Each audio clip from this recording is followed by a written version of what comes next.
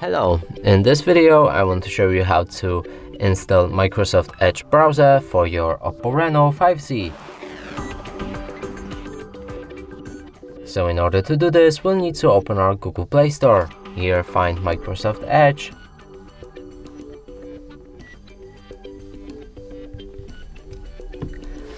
Now select this app and download it.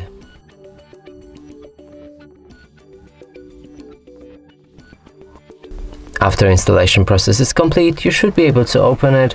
From here you can sign in to turn on synchronization or add another account. So let's do it later. You can also set up for data sharing preferences, accept or not, and then confirm. Sorry, let me open the app again.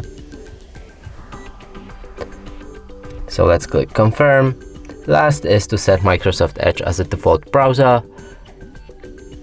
And from here app is ready, so let's open any website. And as you can see, it works perfectly. And that's it for this video. Hope you like it. Please consider subscribing to our channel, leave a like and a comment below.